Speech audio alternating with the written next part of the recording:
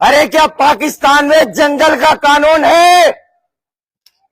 کیا پاکستان میں مکمل مارشل لا نافذ ہے؟ کیا پاکستان میں جمہوریت نہیں ہے؟ کیا پاکستان میں ریلی نکالنا جرم ہے؟ کیا پاکستان میں کسی سیاسی رہنما کے حق میں نعرے لگانا جرم ہے؟ اگر یہ تمہاری نظر میں جرم ہے تو خدا کی قسم وفا پرست ماں، بہن، بزرگ، نوجوان اور بچہ الطاف بھائی کے حق میں نعرے لگاتے رہیں گے، چاہے ساری قوم کو پابند ذرہ برابر شرم اور غیرت کا نام و نشان نہیں ہے۔ اسی عمارت میں چند مہینہ قبل ایک سیاسی جماعت کے کارکنان نے حملہ کیا۔ آج تک اس جماعت کے کارکنان کے خلاف یہاں برطانیہ میں کوئی کارروائی نہیں کی گئی۔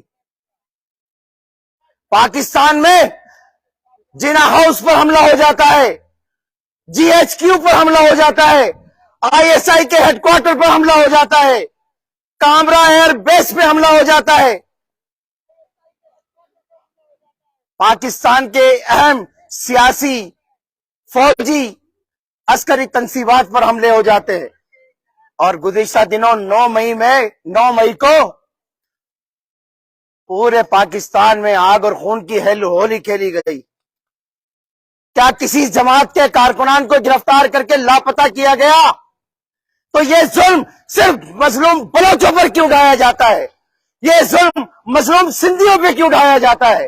یہ ظلم مظلوم پشتونوں پہ کیوں اٹھایا جاتا ہے؟ اور یہ ظلم صرف مظلوم مہاجروں پہ کیوں اٹھایا جاتا ہے؟ آپ اپنے جغرافیائی پاکستان کے جغرافیہ پہ نظر ڈالیں۔ ایران کو آپ نے اپنا دشمن بنا لیا ہے، افغانستان آپ کا دشمن بن چکا ہے، بھارت پہلے ہی آپ کا دشمن تھا، اور آپ کی حرکتوں سے چائنا بھی آپ کا دشمن بن جائے گا۔ جب چاروں طرف دشمنوں میں گھر جاؤ گے اور اپنے ہی ملک کے لوگوں کو اپنا دشمن بناؤ گے تو سرکار کہاں جاؤ گے؟ جہنم میں، جہنم میں، آمین، جہنم میں۔ جہنم میں ٹھکانہ ہوگا۔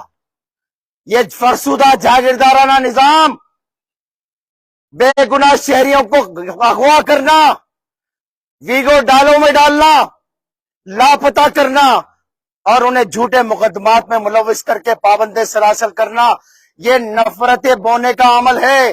جتنی نفرتیں بوؤ گے اتنی ہی نفرتیں پاؤ گے۔ اپنی اس نفرت انگیز مہم کو خدارا ختم کر دو، اسی میں پاکستان کی بھلائی اور بقا۔ اگر ماضی کی غلطیوں کو بار بار دہراتے رہے، ماضی کی غلطیوں سے سبق نہ سیکھا تو انجام منطقی ہوگا۔ یہ لکھ لو۔ وآخر دعوانا ان الحمدللہ رب العالمین۔ جیے قائد تحریک جناب الطاف حسین بھائی، جیے مہاجر، جیے مظلوم، سدا جیے۔